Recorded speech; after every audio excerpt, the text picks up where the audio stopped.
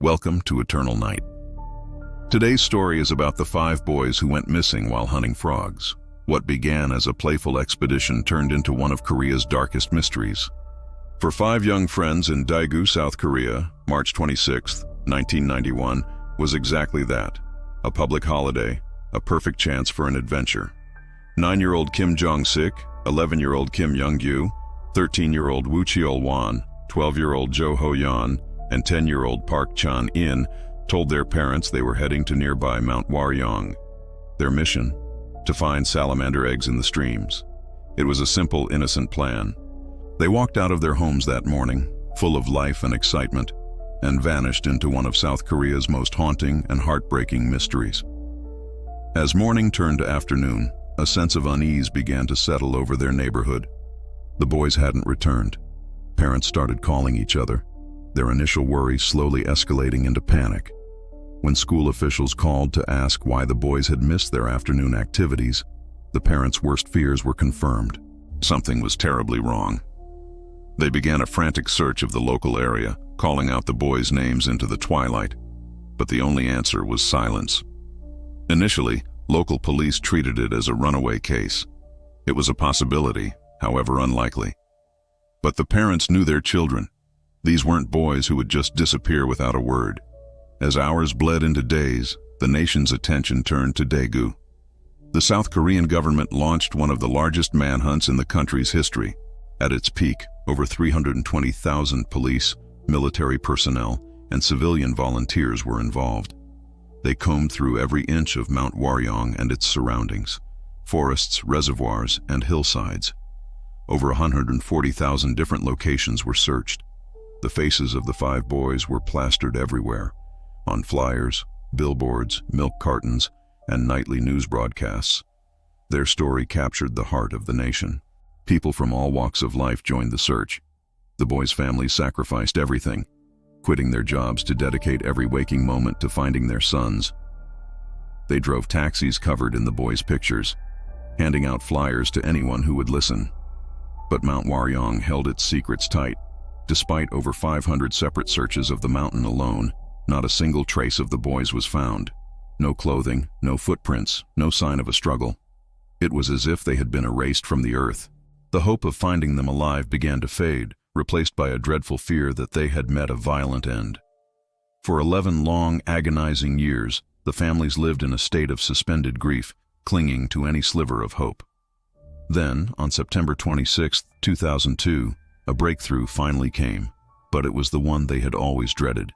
2 men foraging for acorns on Mount Waryeong, in an area not far from where the boys were last seen, stumbled upon something buried in the dirt. It was a child's shoe, then scraps of clothing, and then, horrifyingly, bones. They had found human remains.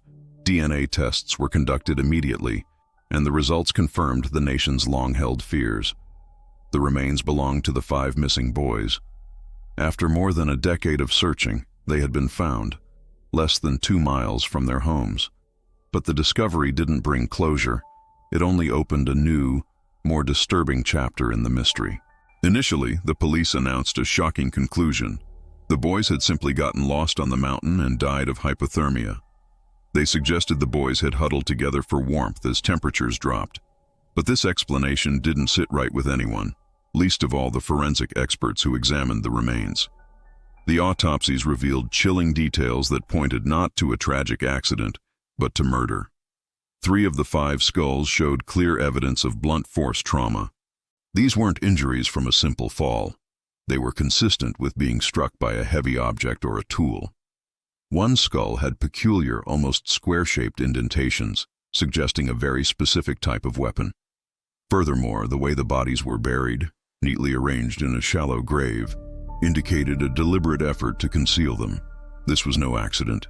This was a crime scene. The location of the discovery also raised troubling questions.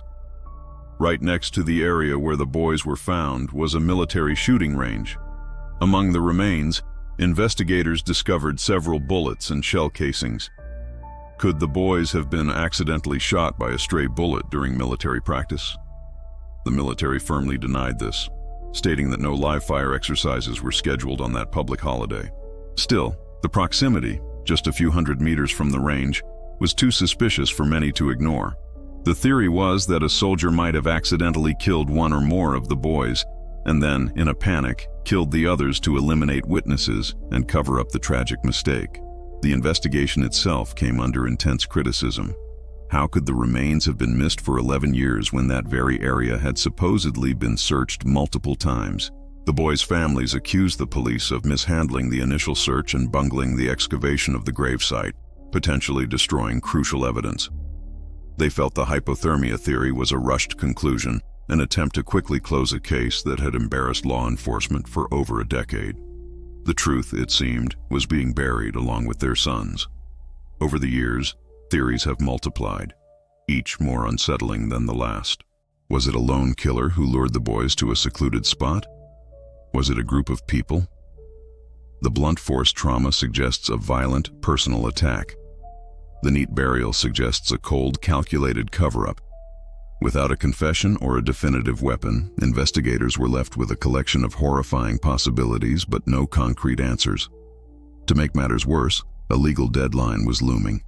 In 2006, South Korea's 15-year statute of limitations for murder was set to expire for the Frog Boys case. This meant that even if a suspect were identified, they could no longer be prosecuted. It was a devastating blow to the families, a declaration that justice might be forever out of reach. In response to public outcry over this and other cold cases, South Korea abolished the statute of limitations for first-degree murder in 2015. This crucial change means that if new, credible evidence ever surfaces, the killer of the Frog Boys can still be brought to justice. The case remains open. Today, the legacy of the Frog Boys case is etched into the South Korean consciousness. It's a story told to children as a cautionary tale. Near Mount Waryeong, memorials stand as a silent tribute to the 5 friends whose lives were cut short. Their story is more than just a tragic loss. It's a painful reminder of institutional failure. A failure to search effectively, a failure to preserve evidence, a failure to deliver justice in a timely manner. More than 3 decades have passed since that spring morning in 1991. The world has changed. Forensic science has advanced, but the central mystery remains unsolved. The boys are no longer missing in body, but they are missing in understanding. Their families, now grown old, still wait for answers. They wait for someone to come forward and explain what happened during those final, terrifying hours on the mountain. Until that day comes, the ghosts of the Frog Boys will continue to haunt Mount Waryeong, waiting for the truth that will finally allow them and their loved ones to rest in peace. Thank you for watching. If you found this story important, please like this video and subscribe to our channel for more deep dives into cases that deserve to be remembered. Stay safe and we'll see you next time. And most importantly, remember, the eternal night never ends, and neither do the secrets. Every shadow conceals a story, and the deeper you delve, the darker its mysteries become.